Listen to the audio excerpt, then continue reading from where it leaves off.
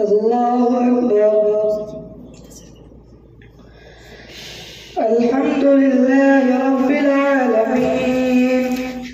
الرحمن الرحيم مالك يوم الدين إياك نعبد وإياك نستعين اهدنا الصراط المستقيم صراط الذين أنعمت عليهم غير المغضوب عليهم ولا الضالين. والمحصنات من النساء إلا ما ملكت أيمانكم كتاب الله عليكم وأحل لكم ما وراء ذلكم أن تبتغوا بأموالكم محصنين غير مسافحين فما استمتعتم به منهن فآتوهن أجورهن فريضة ولا جناح عليكم فيما تراضيتم به من بعد الفريضة إن الله كان عليما حكيما. ومن لم يستطع منكم طولا أن ينكح المحصنات المؤمنات فمما ملكت أيمانكم من فتياتكم المؤمنات والله أعلم بإيمانكم بعضكم من بعض فانكحوهن بإذن أهلهن وآتوهن أجورهن بالمعروف محصنات غير مسافحات ولا متخذات أخدان فإذا أحسن فإن أتين بفاحشة فعليهن نصف ما على المحصنات من العذاب ذلك لمن خشي العنت منكم وأن تصبروا خير لكم والله غفور رحيم. يريد الله ليبين لكم ويهديكم سنن الذين من قبلكم ويتوب عليكم والله عليم حكيم. والله يريد أن يتوب عليكم ويريد الذين يتبعون الشهوات أن تميلوا ميلا عظيما. يريد الله أن يخفف عنكم وخلق الإنسان ضعيفا. يا أيها الذين آمنوا لا تأكلوا أموالكم بينكم بالباطل إلا أن تكون تجارة عن تراض منكم ولا تقتلوا أنفسكم إن الله كان بكم رحيما. ومن يفعل ذلك عدوانا وظلما فسوف نصليه نارا وكان ذلك على الله يسيرا. إن تجتنبوا كبائر ما تنهون عنه نكفر عنكم سيئاتكم وندخلكم مدخلا كريما.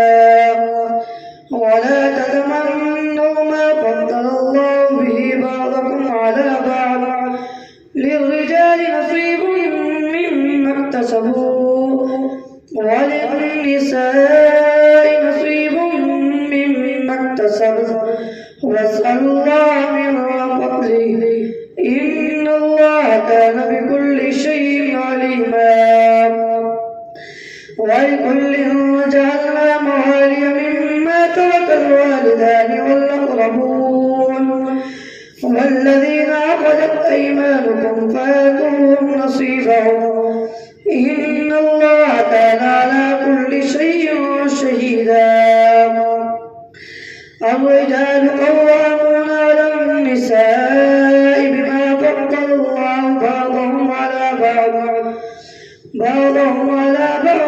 وبما أنفقوا من أموالهم فالصالحات قانتات حافظات للغيب بما حفظ الله واللاتي تخافون نشوزهن فعظوهن واهجروهن فإن أطعنكم فلا تبغوا عليهن سبيلا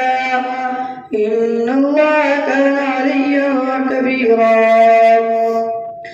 وإن خفتم شقاق بينهما فابعثوا حكما من أهله وحكما من أهلها إن يريدا إصلاحا يوفق الله بينهما إن الله كان عليما خبيرا واعبدوا الله ولا تشركوا به شيئا وبالوالدين إحسانا وبذي القربى واليتامى والمساكين والجار ذي القربى والجار الجنب والصاحب بالجنب وابن السبيل وما ملكت أيمانكم إن الله لا يحب من كان مختالا فخورا الذين يبخلون ويأمرون الناس بالبخل ويكتمون ما آتاهم الله من فضله وأعتدنا للكافرين عذابا مهينا والذين ينفقون أموالهم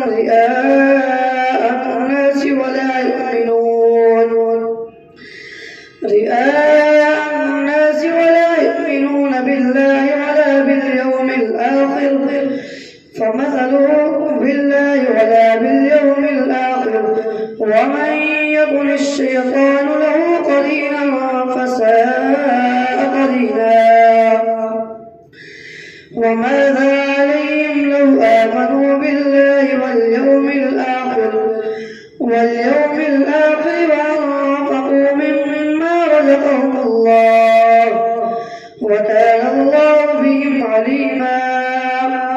إن الله لا يظلم مثقال ذرة وإن تك حسنة يضاعفها ويؤت من لدنه أجرا عظيما فكيف إذا جئنا من كل أمة بشهيد وجئنا بك على هؤلاء شهيدا يومئذ يود الذين كفروا وعصوا الرسول لو تسوى بهم الأرض ولا يكتمون الله حديثا يا أيها الذين آمنوا لا تقربوا الصلاة وأنتم سكارى حتى تعلموا ما تقولون ولا جنبا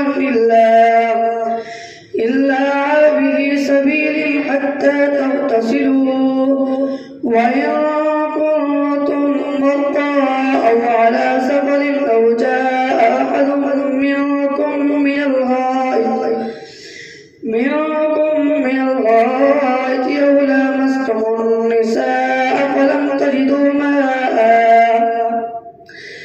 فلم تجدوا ماء فتيمموا صعيدا طيبا فامسحوا بوجوهكم وأيديكم إن الله كان عفوا غفورا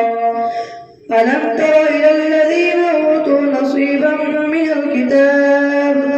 من الكتاب يشترون الضلالة ويريدون أن تضلوا السبيل والله أعلم بأعدائكم وكفى بالله وليا وكفى بالله نصيرا من الذين هادوا يحرفون الكلم عن مواضعه ويقولون سمعنا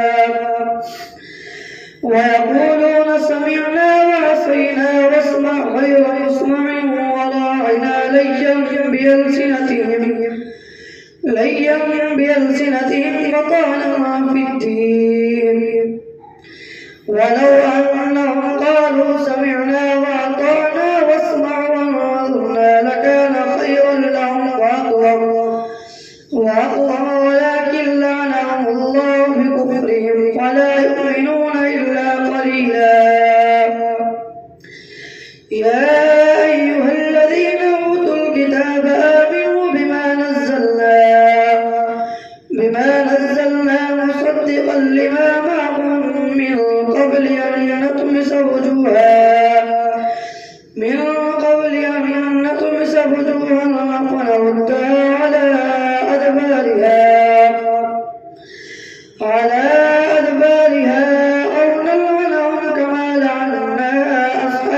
كسبت وكان أمر الله مفعولا. إن الله لا يغفر أن يشرك به ويغفر ما دون ذلك لمن يشاء، ومن يشرك بالله فقد افترى إثما عظيما. ألم تر إلى الذين يزكون أنفسهم بل الله يزكي من يشاء ولا يظلمون فتيلا. انظر كيف يفترون على الله الكذب وكفى به إثما مبينا. ألم تر إلى الذين أوتوا نصيبا من الكتاب يؤمنون بالجبت والطاغوت ويقولون للذين كفروا هؤلاء أهدى من الذين آمنوا سبيلا. أولئك الذين لعنهم الله ومن يلعن الله فلن تجد له نصيرا. أم لهم نصيب من الملك فإذا لا يؤتون الناس نصيرا. أم يحسدون الناس على ما آتاهم الله من فضله فقد آتينا آل إبراهيم الكتاب والحكمة وآتيناهم ملكا عظيما. فمنهم من آمن به ومنهم من صد عنه وكفى بجهنم سعيرا. إن الذين كفروا بآياتنا سوف نصليهم نارا كلما نضجت جلودهم بدلناهم جلودا غيرها ليذوقوا العذاب إن الله كان عزيزا حكيما. والذين آمنوا وعملوا الصالحات سندخلهم جنات تجري من تحتها الأنهار خالدين فيها أبدا لهم فيها أزواج مطهرة وندخلهم ظلا ظليلا. إن الله يأمركم أن تؤدوا الأمانات إلى أهلها وإذا حكمتم بين الناس أن تحكموا بالعدل إن الله نعم ما يعظكم به إن الله كان سميعا بصيرا. يا أيها الذين آمنوا أطيعوا الله وأطيعوا الرسول وأولي الأمر منكم فإن تنازعتم في شيء فردوه إلى الله والرسول إن كنتم تؤمنون بالله واليوم الآخر ذلك خير وأحسن تأويلا. الله أكبر. سمع الله لمن حمده. الله أكبر.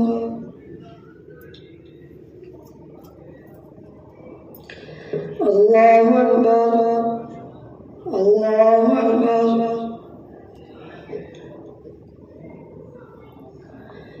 الله أكبر. الحمد لله رب العالمين الرحمن الرحيم مالك يوم الدين إياك نعبد وإياك نستعين اهدنا الصراط المستقيم صراط الذين أنعمت عليهم غير المغضوب عليهم ولا الضالين.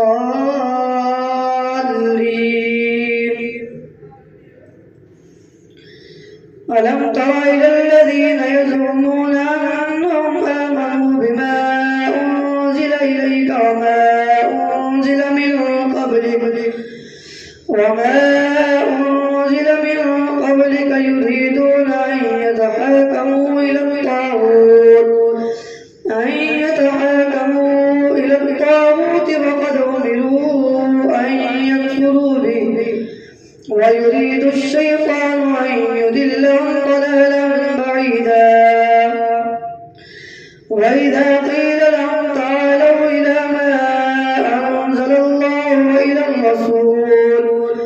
وإلى الرسول رأيت المنافقين يصدون عنك صدودا فكيف إذا أصابتهم مصيبة بما قدمت أيديهم ثم جاءوك يحلفون بالله إن أردنا إلا إحسانا وتوفيقا أولئك الذين يعلم الله ما في قلوبهم فأعرض عنهم وعظهم وقل لهم في أنفسهم قولا بليغا وما أرسلنا من رسول إلا ليطاع بإذن الله ولو أنهم ظلموا أنفسهم جاءوك فاستغفروا الله واستغفر لهم الرسول لوجدوا الله توابا رحيما فلا وربك لا يؤمنون حتى يحكموك فيما شجر بينهم ثم لا يجدوا في أنفسهم حرجا مما قضيت ويسلموا تسليما ولو أننا كتبنا عليهم أن اقتلوا أنفسكم واخرجوا من دياركم ما فعلوه إلا قليل منهم ولو أنهم فعلوا ما يوعظون به لكان خيرا لهم وأشد تثبيتا وإذا لآتيناهم من لدنا أجرا عظيما ولهديناهم صراطا مستقيما ومن يطع الله والرسول فأولئك مع الذين أنعم الله عليهم من النبيين والصديقين والشهداء والصالحين وحسن أولئك رفيقا ذلك الفضل من الله وكفى بالله عليما يا أيها الذين آمنوا خذوا حذركم فانفروا ثبات أو انفروا جميعا وإن منكم لمن ليبطئن فإن أصابتكم مصيبة قال قد أنعم الله علي إذ لم أكن معهم شهيدا ولئن أصابكم فضل من الله ليقولن كأن لم تكن بينكم وبينه مودة يا ليتني كنت معهم فأفوز فوزا عظيما فليقاتل في سبيل الله الذين يشرون الحياة الدنيا بالآخرة ومن يقاتل في سبيل الله فيقتل أو يغلب فسوف نؤتيه أجرا عظيما وما لكم لا تقاتلون في سبيل الله والمستضعفين من الرجال والنساء والولدان الذين يقولون ربنا أخرجنا من هذه القرية الظالم أهلها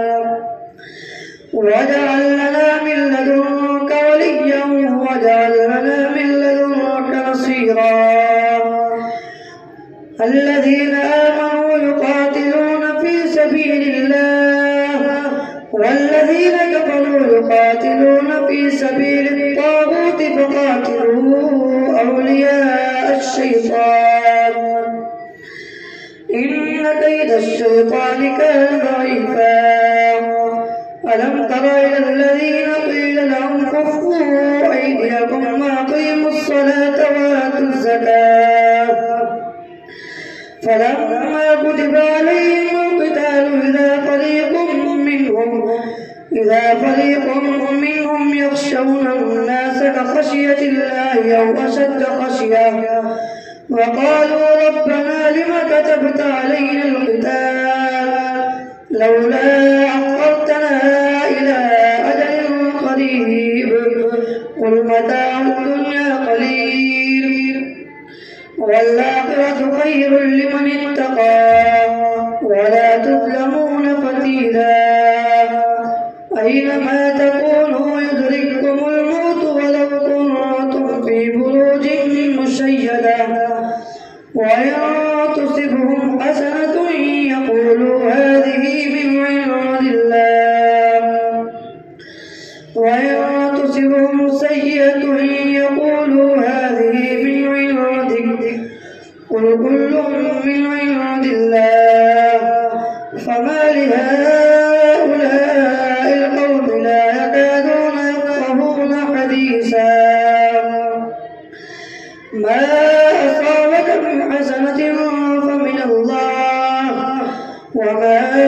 أصابك من سيئة فمن نفسك وأرسلناك للناس رسولا وكفى بالله شهيدا من يطع الرسول فقد أطاع الله ومن تولى فما أرسلناك عليهم حفيظا ويقولون طاعة فإذا برزوا من عندك بيت طائفة منهم غير الذي تقول والله يكتب ما يبيتون فاعرض عنهم وتوكل على الله وكفى بالله وكيلا أفلا يتدبرون القرآن